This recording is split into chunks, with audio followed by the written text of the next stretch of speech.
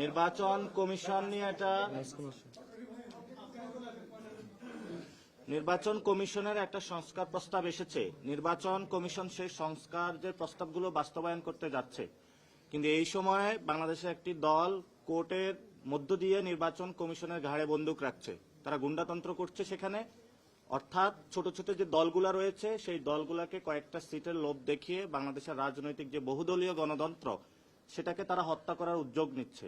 আমরা সেই বিষয়ে স্পষ্ট জানিয়েছি, বাংলাদেশের সংস্কার কার্যক্রম যখন তারা পলিটিক্যালি ব্যর্থ হয়েছে, রাজনৈতিকভাবে এখন তারা কোর্ট আঙ্গনের আশ্রয় নিয়ে, সুপ্রিম কোর্টের আশ্রয় নিয়ে সংস্কার প্রক্রিয়াটা বাধাগ্রস্ত করার প্রচেষ্টা চালাচ্ছে। এটা আমরা একটা বিগ কনসার্ন এসেছে। সেখানে আমরা আমাদের যারা লয়ার্স কাউন্সিল সুপ্রিম কোর্টে তারা গতকাল মুভ করেছিল এবং সেই বিষয়ে তারা সেখানে কথা বলেছে এবং তারা সেখানে উপস্থাপন করেছে যে কি প্রক্রিয়ায় কাজটা করা হচ্ছে।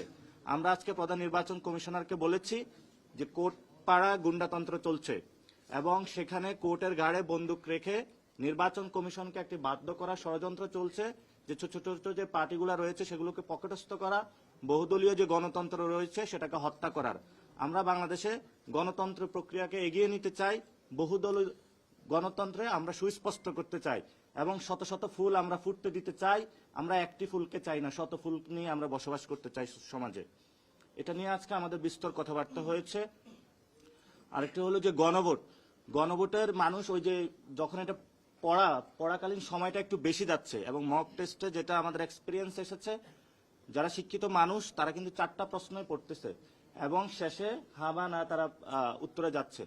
আমরা সেখানে বলেছিলাম যে এটা যদি একটা লিডিং কোশ্চেনে হয়ে জুলাই সনদের আপনি কি সমর্থন করেন নাকি করেন না, তাহলে হা বা না। যেমন হলো আপনি যদি ধানের প্রতীকে সিল মারেন বা দাড়িপাল্লায় মারেন বা আপনি শাপলাকলিতে মারেন, এটার ম্যানিফেস্টোটা কিন্তু আলাদা থাকে।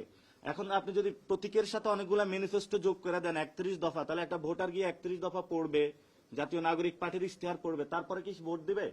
তো এই আমাদের যে মক ভোটিং সিস্টেম সেটাতে হলো গণভোটের প্রক্রিয়াটা এমন করে জটিল করে তোলা হয়েছে। এই জন্য হলো পুরো বাংলাদেশে তারা চিন্তাও করছে যে টাইমিংটা 1 আওয়ার এক্সপ্যান্ড করার জন্য।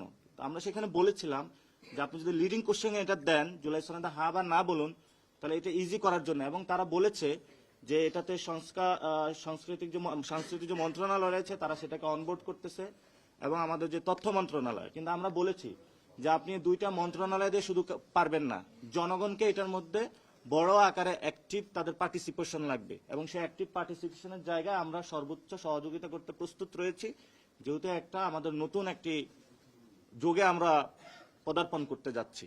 এবং আমাদের তফসিল নিয়েও কথাবার্তা হয়েছে। তফসিলে আমরা বলেছিলাম যে রাজনৈতিক স্থিতিশীলতা যদি আপনি জায়গা যখন আসবে তখন যদি তফসিলটা দেওয়া হয় তখন কাজটা অনেক ইজি হবে। তাহলে আপনি একবার তফসিল দিলেন, আমাদের যে গণতন্ত্রের যে আপোষের নেত্রী উনি খালেদা জিয়া, উনি হলো অসুস্থ রয়েছেন। সো ফলত আমাদের এখানে বাংলাদেশের পলিটিক্যাল যে এরিনা রয়েছে সেটা হলো একটা সংকটময় পরিস্থিতি রয়েছে। আমরা বলতেছি সংকটগুলো উত্তরণ করে একটা সুন্দরভাবে তফসিল দিয়ে সবাইকে অনবোর্ড করে ভোটিং প্রসেসে যাওয়ার জন্য। জি।